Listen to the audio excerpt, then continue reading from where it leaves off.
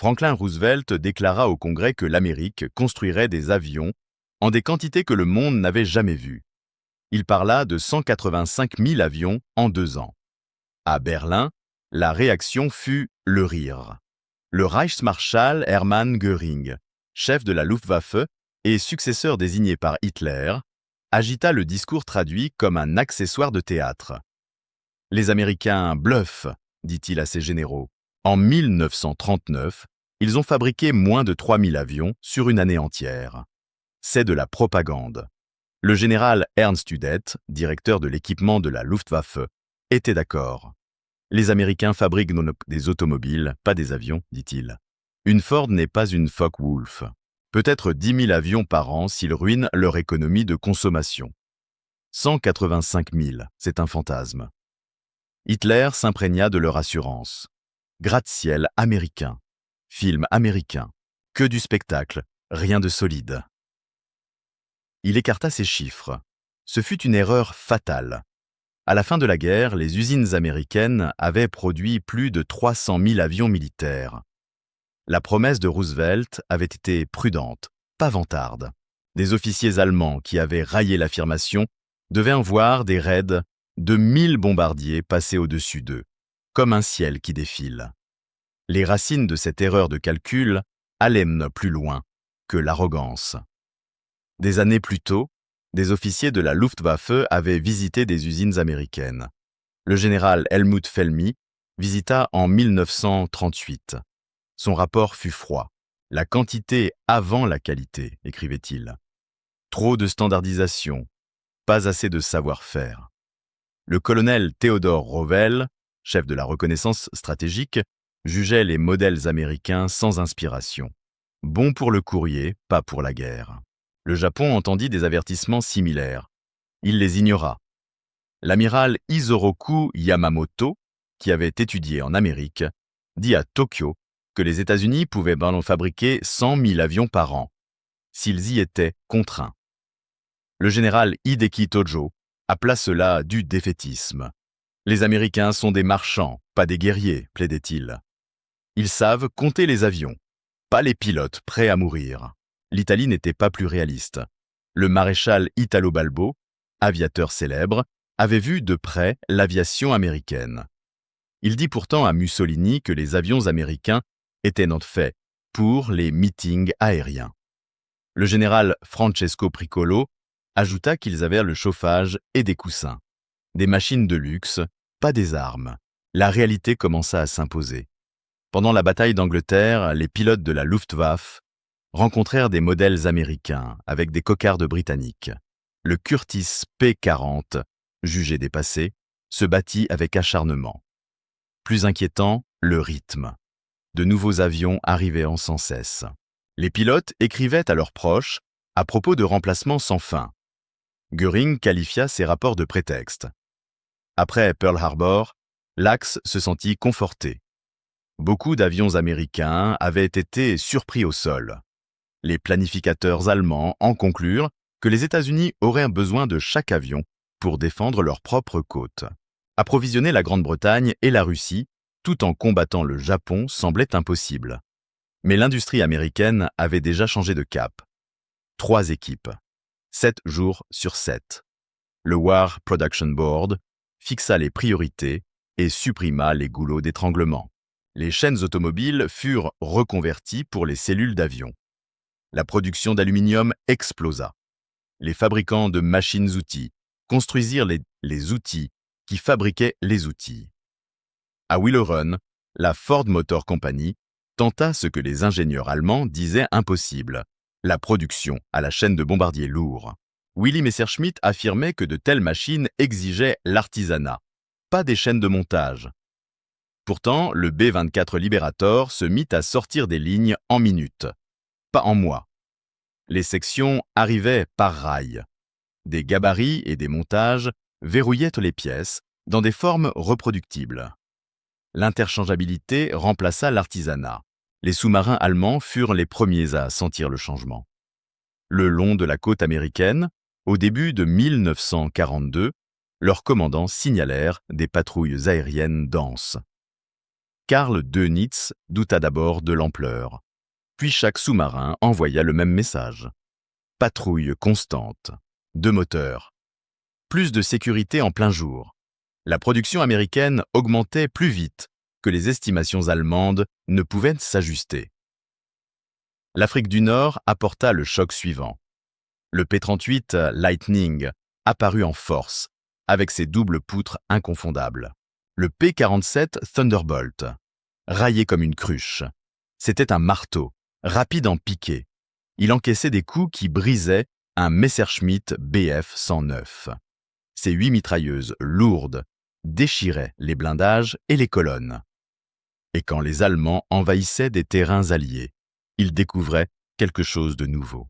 Des piles de pièces détachées, des moteurs encore en caisse, de quoi reconstruire des escadrilles.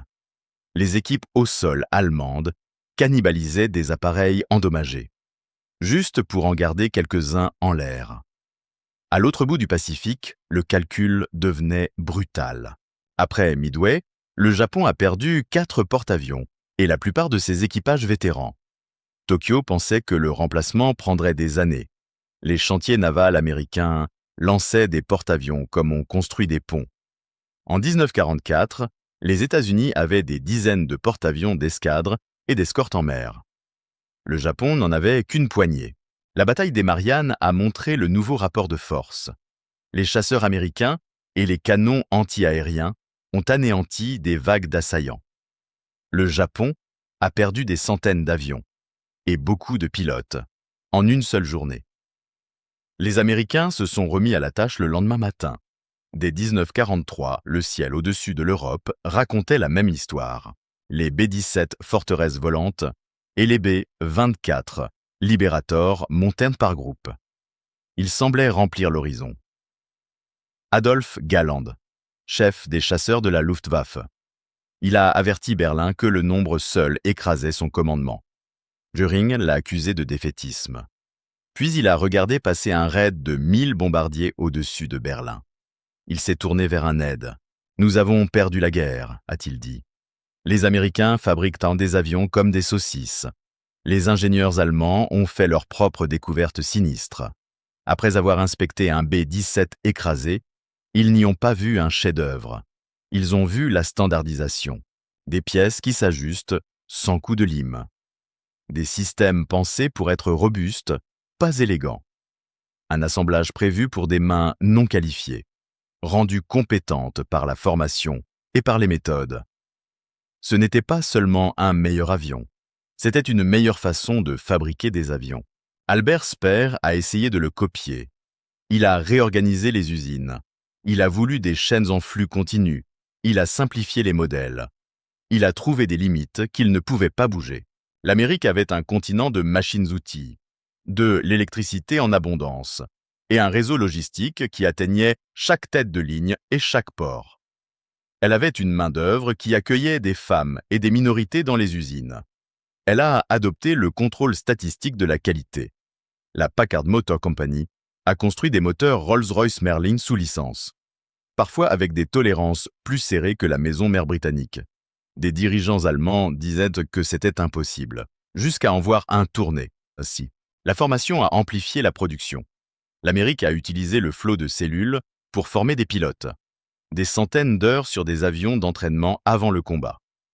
Les navigateurs, les bombardiers et les radios suivaient des programmes. Pas l'improvisation. Les pilotes allemands et japonais ont vu leurs heures de vol diminuer à mesure que les pertes s'accumulaient. Des hommes nouveaux arrivaient au front, à peine préparés. L'expérience s'épuisait plus vite qu'on ne pouvait la remplacer. Les chiffres sont implacables. Avant la guerre, la production américaine était modeste, puis elle a bondi. Des dizaines de milliers d'avions en 1942, presque 100 000 rien qu'en 1944. Au total, plus de 300 000 avions militaires. L'Allemagne en produisit bien moins. Le Japon encore moins. Les États-Unis ont produit plus d'avions que toutes les forces aériennes de l'Axe réunies. L'avantage qualitatif a changé aussi. Le B-29 Superfortress arriva au-dessus du Japon en 1944. Il emportait une technologie qu'aucun autre belligérant ne pouvait aligner en temps de guerre. Des compartiments pressurisés, contrôle de tir centralisé avec tourelles motorisées, moteur radio de grande autonomie avec turbocompresseur. Le programme a coûté plus que le projet de bombe atomique. Pourtant, des milliers de B-29 furent livrés, entretenus et approvisionnés en pièces détachées, à travers le plus grand océan de la planète. Les espoirs allemands d'un salut par des armes miracles se sont évanouis. Le Me-262 chasseur à réaction était redoutable. Il fut trop peu nombreux, trop tardif et trop fragile à maintenir. Même si chaque appareil avait abattu de nombreux bombardiers, l'usure aurait quand même favorisé le camp capable de remplacer vite ses pertes. Les armes V1 et V2 ont englouti des ressources, pendant que des ingénieurs américains coulaient du béton, pour de nouveaux aérodromes et des dépôts de carburant. La Grande-Bretagne est devenue un porte-avions insubmersible. À la fin de 1943, le poids psychologique se lisait dans les journaux allemands. Nous décollons à 4 contre 400, écrivait un as. Nous abattons 10, nous perdons 2. Et nous appelons cela une victoire. Demain, ils reviennent avec le même nombre. Nous revenons moins nombreux. La leçon n'était pas que les Américains fabriquaient des machines parfaites. Beaucoup étaient moyennes. Certaines étaient défectueuses. La leçon, c'était l'échelle, la vitesse et le système. Un outillage que l'on pouvait reproduire. Des pièces que l'on pouvait expédier partout et qui s'ajustaient à l'arrivée. Un carburant de 100 octanes, ou mieux produit à flot. Des filières de formation comptées par milliers, pas par douzaines. Des équipes de maintenance formées sur des manuels qui correspondaient à l'avion devant elles. Les dirigeants de l'Axe avaient jugé l'Amérique sur la base des salles d'exposition en temps de paix. Ils n'imaginaient pas que ces salles d'exposition étaient reliées à des ateliers, et ces ateliers à des usines, et ces usines à des mines. Le tout entraîné par des horaires, des pointeuses, des wagons de marchandises et une volonté nationale de standardiser. Ils ont sous-estimé les femmes qui rivetaient, inspectaient et apprenaient l'en vite. Ils ont dédaigné une main-d'œuvre multiculturelle qui remplissait les usines jour et nuit. Au final, l'avantage américain n'était pas un seul avion ni une seule usine. C'était une façon d'organiser l'effort. Le chiffre de Roosevelt sonnait comme de la propagande pour des hommes qui croyaient que le savoir-faire artisanal l'emportait sur la quantité. Ce fut un plancher, pas un plafond. Les cieux au-dessus de l'Europe et du Pacifique ont enregistré le verdict en traînée de condensation. L'Axe a mal lu l'arithmétique. Les États-Unis l'ont résolu